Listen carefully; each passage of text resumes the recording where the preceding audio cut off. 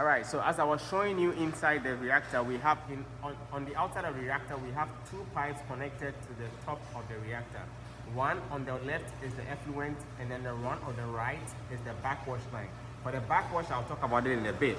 But for the effluent, it comes from the reactor, from the top of the reactor, and then follows a line on the reactor all the way to the effluent tank. And this is the line it follows, all the way to the effluent tank here.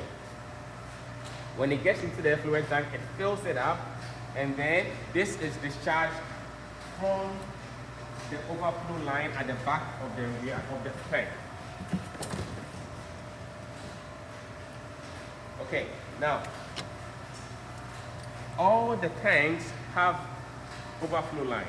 So for the influent tank, although the client is supplying us the water into our tank, there is a constant overflow, and this is to help mix the wastewater in the tank to prevent settling. Now when the backwash tank is filled up, during a backwash, which occurs about 4 to 8 hours every time, because this is just a single reactor system, we need a way to tap from the effluent tank back to the top of the reactor. And this is why this comes here. So we are tapping from the middle of the tank back into the system to feed the reactor when we need to backwash.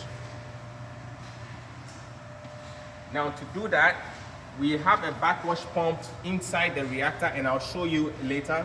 And that is what is sucking the water from the effluent tank and then pumping it to the top of the reactor to enable the gravity backwash that we are using.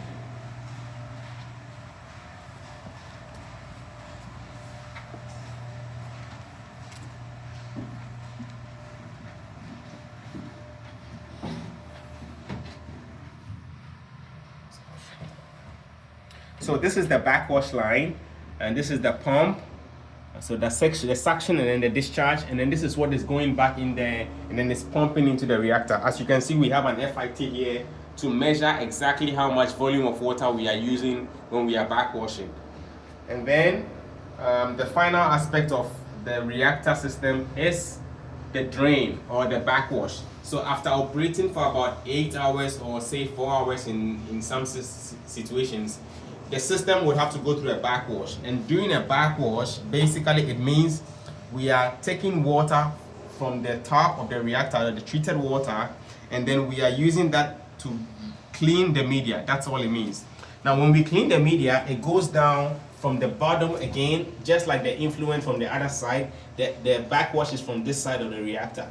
And the backwash comes out from the bottom and then follows this line.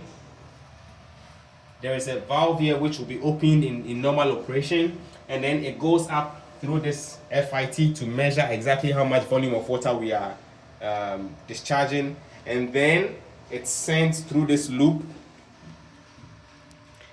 and then it goes outside the reactor, and I'll show you that in a bit.